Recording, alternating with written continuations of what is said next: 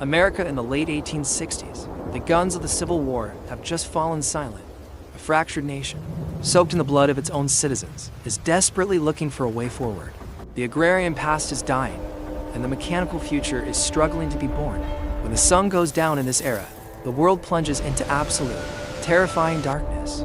The wealthy might burn expensive whale oil to read by, but for the average American, the night brings a total halt to human productivity. Then, deep in the dirt of Pennsylvania, the earth bleeds. It is a viscous, pungent black fluid, rock oil, petroleum. It has been there for millions of years, locked beneath the bedrock, waiting for the spark of the American Industrial Revolution.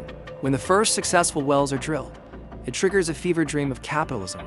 Men flock to the mud-soaked fields of Titusville, Pennsylvania, driven by a raw, unbridled desperation to strike it rich. This early oil boom is not a sophisticated corporate enterprise. It is a chaotic, filthy, and dangerous gamble. It is the 19th century equivalent of the wild, unregulated early days of cryptocurrency, or the frantic dot-com boom of the 1990s. Fortunes are minted overnight in gushers of black gold, only to be wiped out the next week when a well runs dry or the market floods. Can you imagine the sheer panic of this market? On a Monday, a barrel of crude oil might sell for $10. By Friday, a new massive strike could flood the market, dropping the price to 10 cents. Men go bankrupt in a matter of hours. The oil fields are a lawless landscape of wooden derricks, knee-deep mud, and rampant explosions. It is a chaotic scramble of sheer greed, devoid of any overarching strategy or vision. Hundreds of miles away in Cleveland, Ohio, a young bookkeeper watches this chaos with a quiet, burning disdain.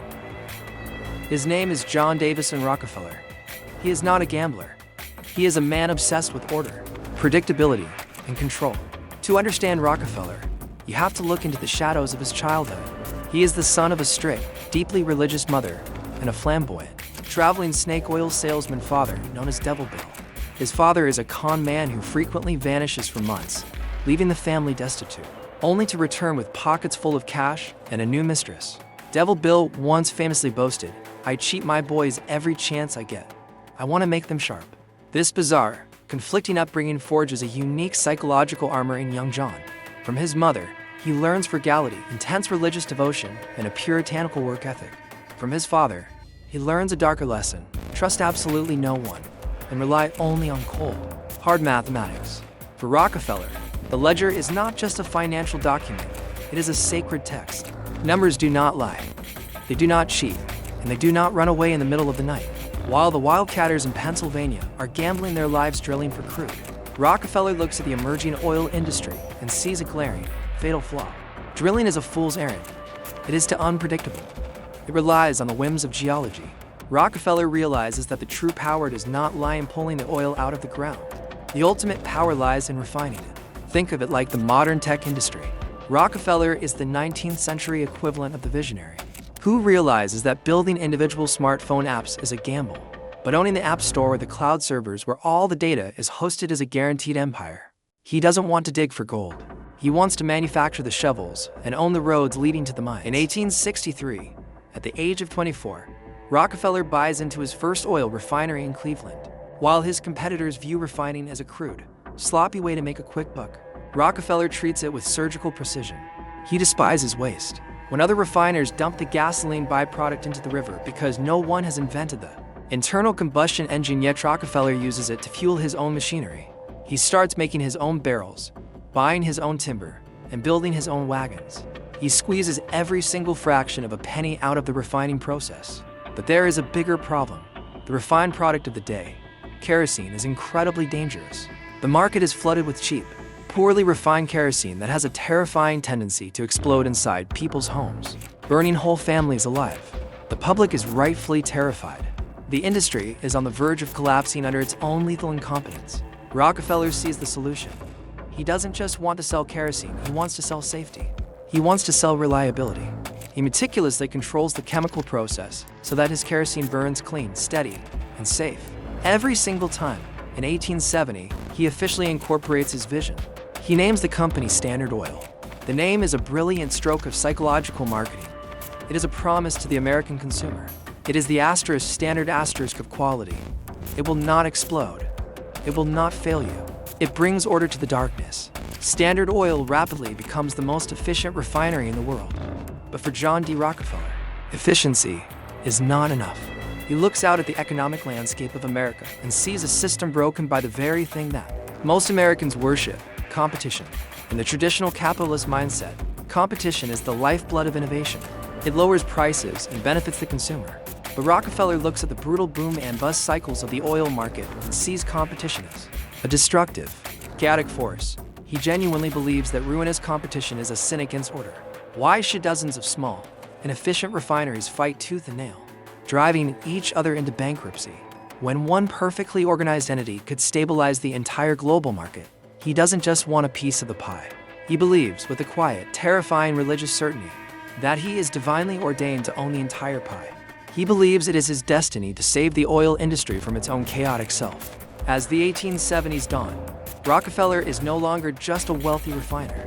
He is an apex predator quietly surveying the financial ecosystem. He possesses a ruthless intellect, boundless ambition, and a war chest of capital. The pieces are set on the board. The Industrial Revolution is accelerating, hungry for fuel, and Standard Oil is positioned perfectly at the center of the bottleneck. But to achieve his vision of total, unbroken order, Rockefeller will have to destroy the livelihoods of thousands of independent businessmen. He will have to bend the mighty railroad tycoons to his will. He will have to rewrite the rules of American capitalism.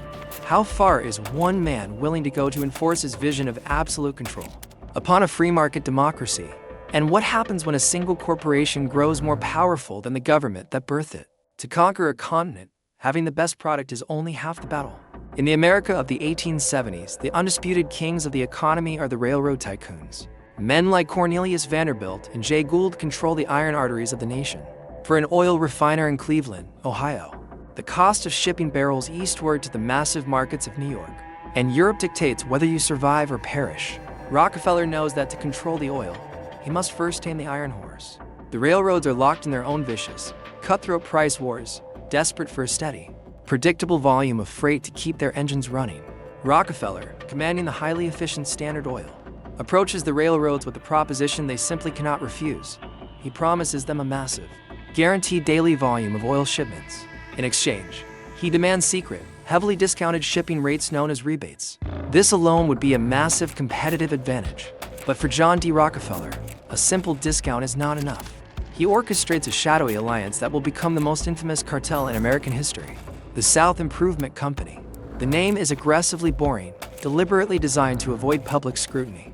Under the cover of this shell company, Rockefeller and a few major refiners strike a devil's bargain with the major railroads. Not only will the railroads give Standard Oil a steep discount on its own shipments, but they agree to something far more sinister. They agree to the drawback. The drawback is perhaps the most ruthless, brilliant, and insidious business tactic ever conceived in the history of capitalism. Under the drawback system, every time a rival, independent oil company pays the railroad to ship a barrel of oil, the railroad takes a portion of that fee and hands it directly in cash to John D. Rockefeller. Pause for a moment and consider the sheer audacity of this arrangement.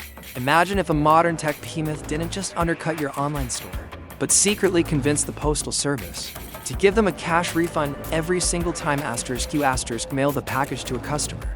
Your own success directly finances your greatest enemy. What happens when your competitor doesn't just beat you on price, but literally taxes your very existence? Armed with this terrifying invisible weapon, Rockefeller initiates what historians now call the Cleveland Massacre of 1872. Over the span of just a few weeks, the quiet, pale, meticulously dressed Rockefeller systematically visits the top 26 rival refiners in Cleveland. His demeanor is not angry or aggressive. He is polite, softly spoken, and entirely devoid of emotion. It is the chilling calm of a man who knows the war is already over before a single shot has been fired. He sits down with his rivals and lays an offer on the table. He invites them to sell their refineries to Standard Oil. In return, they can take cash at a heavily depreciated valuation, or they can take Standard Oil stock. When the proud, independent businessmen inevitably refuse, puffing out their chests and declaring they will fight him to the bitter end, Rockefeller simply opens his ledgers. He shows them the math. He shows them his shipping rates. He reveals the horrifying reality of the drawback. He shows them the math. He shows them his shipping rates. He reveals the horrifying reality of the drawback. Take the stock. He advises them gently. Your company is obsolete.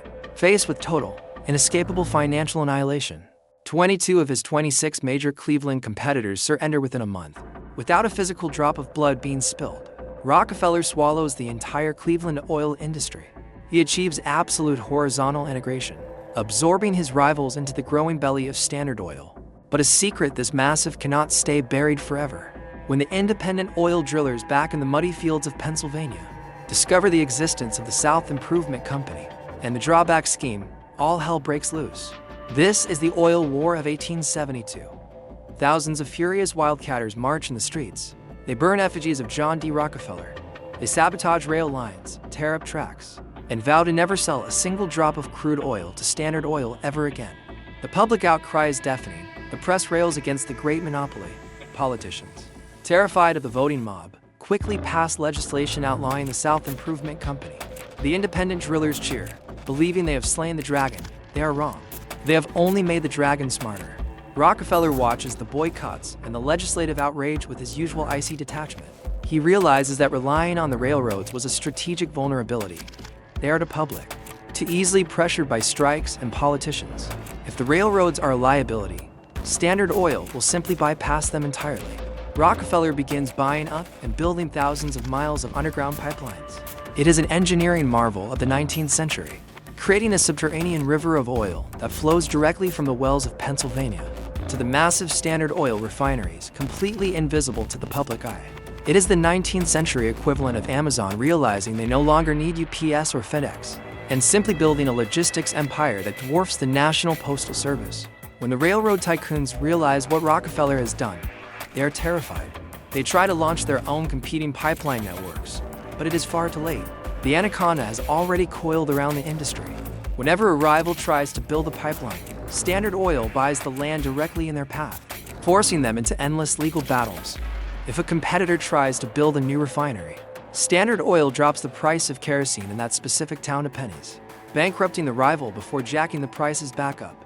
By the early 1880s, John D. Rockefeller controls a staggering 90% of the oil refining capacity in the United States. He is not just a businessman anymore, he is an industrial sovereign. But there is one final, critical hurdle. American corporate law in the late 19th century is deeply restrictive. A corporation chartered in Ohio, like Standard Oil, is legally prohibited from owning property or stock in other states. As Standard Oil expands globally, it becomes a tangled, unmanageable mess of secret agreements and shell companies. Rockefeller needs a legal mechanism to centralize his vast, multi-state empire without violating state laws. He turns to a brilliant corporate lawyer named Samuel Dodd, who digs into the ancient annals of English common law and pulls out an obscure legal concept, the trust. In 1882, the Standard Oil Trust is born. It is a masterpiece of corporate deception. Shareholders in dozens of ostensibly independent companies across the country surrender their shares to a central board of 9 trustees, sitting in a monolithic office building at 26 Broadway in New York City. John D. Rockefeller sits at the head of the table. On paper, Standard Oil is just a collection of separate, local businesses. In reality, it is a single, unified leviathan operating with militaristic precision. The trust creates an invisible empire, completely shielding the monopoly from state regulators. No single state attorney general has the jurisdiction to take them down. The stakes have never been higher. Rockefeller has fundamentally rewired the American economy. He has brought light to the world, standardized a vital industry, and birthed the modern multinational corporation. He is richer than anyone could have ever conceived. Yet, as the 19th century draws to a close, a storm is brewing. They realize that a single man has amassed once more thrilled by the cheap, reliable president of the United States now looks at the shadowy shadows of 26 Broadway with mounting dread. A new kind of enemy is sharpening her pen. An enemy that cannot be bought, bullied, or absorbed by a ledger. The climax of the American Industrial Revolution is about to ignite. By the dawn of the 20th century, John D. Rockefeller is practically a ghost. He rarely gives interviews. He does not boast in the press. He rules his empire from behind the heavy oak doors of 26 Broadway in New York City, acting as an invisible god of American industry. Standard Oil now controls a staggering 90% of the nation's refining capacity. Rockefeller has successfully replaced the chaos of the free market with the quiet, suffocating order of a total monopoly. To the men of Wall Street, he is a titan to be feared and respected. But to the American working class, he is a mechanical monster. The public knows they are being squeezed, yet they cannot find the levers of power. How do you fight an enemy you cannot see?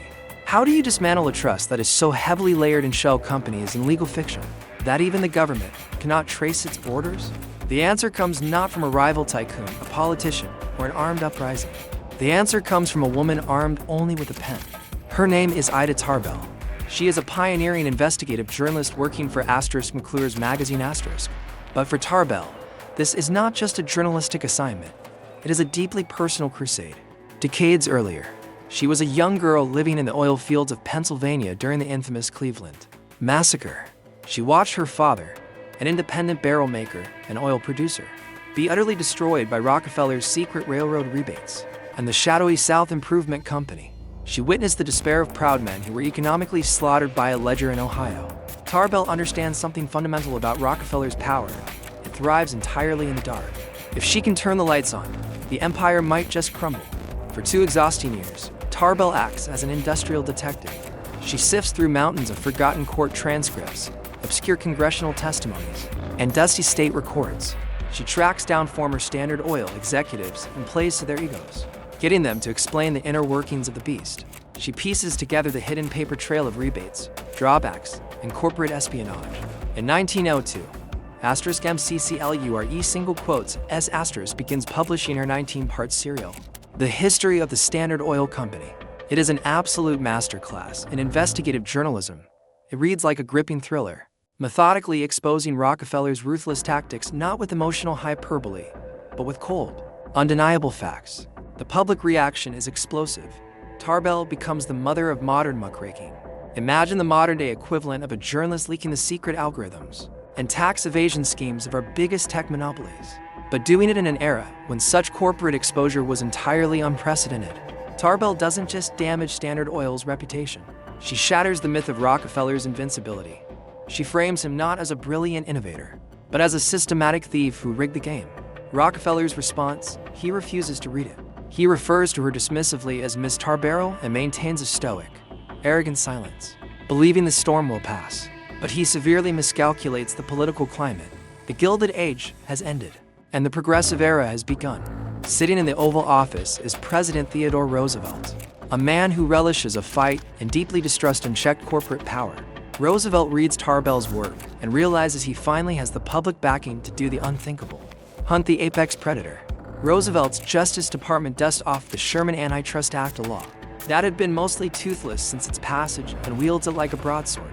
In 1906, the federal government officially files suit against Standard Oil, seeking to dismantle the greatest monopoly the world has ever seen. The legal battle rages for years, culminating in a historic showdown at the United States Supreme Court in 1911. The court's ruling is unanimous and devastating. Standard Oil is declared an illegal monopoly and unreasonable restraint of trade. The Supreme Court orders the colossal trust to be violently shattered into 34 entirely separate, independent companies. The monolith is dead. For the American public, it feels like the ultimate victory of democracy over oligarchy. David has slain Goliath. But history, much like capitalism itself, loves a cruel irony. Did the government destroy John D. Rockefeller? Not even close. In breaking up Standard Oil, the Supreme Court accidentally unleashed a wave of unimaginable wealth. The 34 baby standards, companies that would eventually become Exxon, Mobil, Chevron, and Amoco, are suddenly free to operate independently. Their combined stock values skyrocket, far exceeding the value of the old, unified trust. At the exact same time, a man named Henry Ford begins rolling millions of Model T automobiles off assembly lines in Detroit. Gasoline, the volatile byproduct that Rockefeller once used to power his own factory floors, suddenly becomes the most valuable commodity on the planet. The age of kerosene illumination is over. The age of the internal combustion engine has begun. Rockefeller, who retained massive shares in all 34 splinter companies, watches his net worth explode. He becomes the world's first billionaire, adjusted for inflation. His wealth reaches an estimated $400 billion of fortune that dwarfs even the wealthiest tech founders of the 21st century. So, what does a man do when he has conquered the world, rigged the game, won the ultimate prize, and is still despised by the public? He pivots in his final decades. John D. Rockefeller dedicates himself to giving his money away with the exact same ruthless, calculating efficiency he used to acquire it. He doesn't just hand out alms, he industrializes charity. He creates the University of Chicago.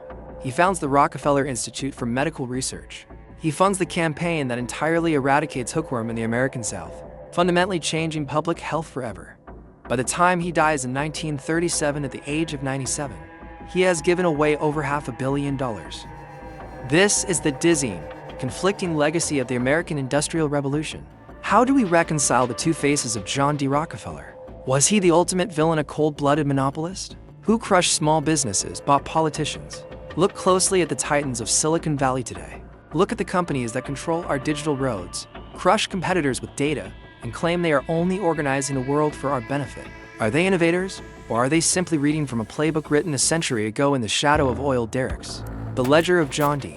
Rockefeller remains open.